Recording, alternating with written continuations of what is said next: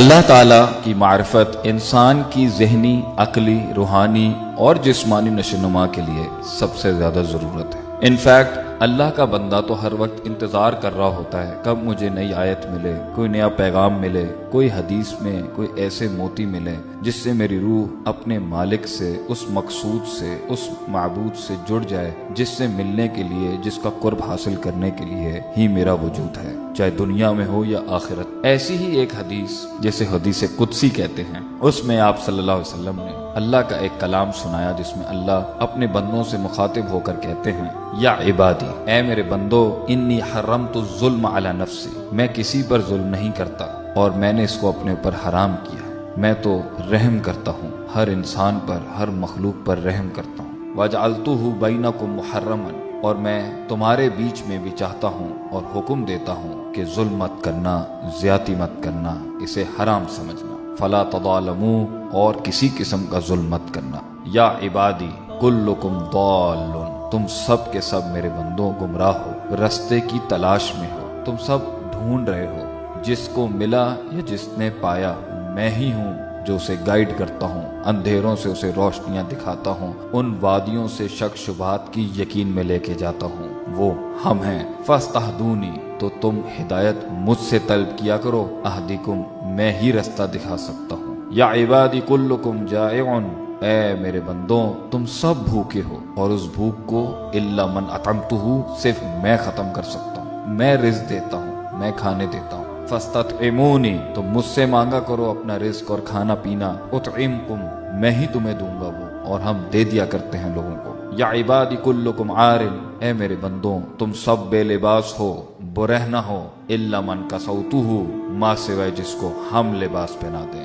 فاستقسونی، تم مجھ سے لباس مانگا کرو، اقسکم، ہم تمہیں لباس بھی دیں گے، یا عبادی انکم تخطئون باللیل والنہار، اور اللہ فرماتے ہیں تم صبح شام گناہ کرتے ہو، رات اور دن گناہ کرتے ہو، وانا اغفر الذنوب جميعا، اور ہم تمہارے سارے کے سارے گناہ معاف کرتے رہتے ہیں، فاستغفرونی، تو کس سے مانگنا، ہم سے مانگنا اپنی معافی، ہم سے بخشوانا اپنے آپ کو، اللہ ہی ہے جو انسان کو معاف کر سکتا ہے اور بخش سکتا ہے، اغفر لکم، ہم تمہیں معاف کر دیں گے، یا عبادی انکم لن تبلغوا ضری، اے میرے بندوں تم کسی نقصان کے مالک نہیں کہ تم مجھے نقصان پہنچا دو، ولن تبلغوا نفعی فتنفعونی، اور تم کسی نفع کے مالک نہیں کہ تم مجھے نفع پہنچا دو، یا عبادی لو ان اولکم وآخرکم وانسکم وجنکم، اے میرے بندوں تمہارے پہلے اور بعد میں آنے والے، تمہارے انسان اور تمہارے سارے جنات، اگر سب کے سب نیک بن جائیں اور ہمیں سجدہ دے دیں اور ہماری ہر بات کی اطاعت کر لیں، ما زاد ذالک فی ملکی شیئا، تو یہ میری ملکیت اور بادشاہت میں کسی چیز کا اضافہ نہیں کرے گی، یا عبادی، اے میرے بندوں لو ان اولکم وآخرکم وانسکم وجنکم، اور تمہارے پہلے اور بعد میں آنے والے انسان اور جن سارے کے سارے، کانوا علی افجر قلب رجل واحد، سب کے سب اگر فاجر، فاسق اور اللہ کی نافرمانی کرنے والے بن جائیں، ما نقص ذلک من ملکی شیئا، یہ ہماری ملکیت اور بادشاہت میں سے ذرہ بھی کم نہیں کر سکتی، یا عبادی لو ان اولکم وآخرکم وانسکم وجنکم، اگر تمہارے پہلے اور آخر میں آنے والے انسان اور سارے جنات، مرد اور عورت، بچے بوڑھے، سب پوری انسانیت اور جنوں سے مل کے ایک صف میں کھڑے ہو جائیں اور اس کے بعد ہم سے سوال کریں، قاموا فی صعید واحد، ایک صف میں سب کھڑے ہو جائیں اور ہم سے سوال کریں، آرزو کریں،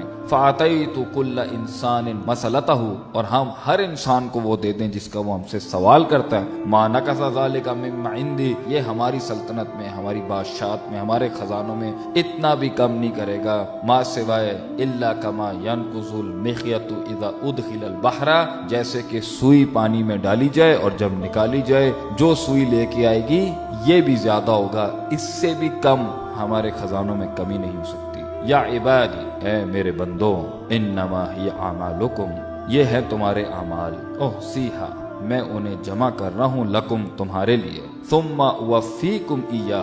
ہم اس کی جزا دیں گے تمہیں اس سارے سلسلے کے بعد، فمن وجد خیرن، جس نے اینڈ میں آخر میں اختتام میں اس کہانی کے خیر پایا، جنت پائی، جزا ملی، فَلْيَحْمَدِ اللَّهِ، تو اسے اللہ کی حمد بیان کرنی چاہیے، کیونکہ اس میں بھی ہماری ہی تعریف ہے کہ ہم نے تمہیں ہدایت دی، لباس دیا، سمجھ دی، رحمت بھیجی ہم نے تمہاری طرف، نصیحت بھیجی، قرآن، حدیث، دعوت، علماء، اور پھر نبی بھیجا ہم نے تمہاری طرف، تو ہم تو ہماری ہی ہونی چاہیے۔ وَلَهُ الْحَمْدُ فِي الْأُولَى وَالْآخِرَةِ، اللہ کی تب بھی ہم تھی جب کچھ نہیں تھا، اور تب بھی حمد ہوگی جب کچھ نہیں ہوگا۔ اور اللہ آگے فرماتا ہے وَمَنْ وَجَدَ غَيْرَ ذَلِكَ، اور اگر کسی کو اینڈ میں، اختتام میں برا انجام ملے، جہنم ملے، فَلَا يُلُومَنَّ إِلَّا نَفْسَهُ، تو اسے نہیں چاہیے کہ ملامت کرے اور کوسے سوائے اپنے آپ کو، کیونکہ اللہ تعالیٰ قرآن میں فرماتا ہے اِنَّا هَدَيْنَاهُ سَبِيلًا، ہم نے رستہ دکھا دیا، اما شاکرا و اما کفورا،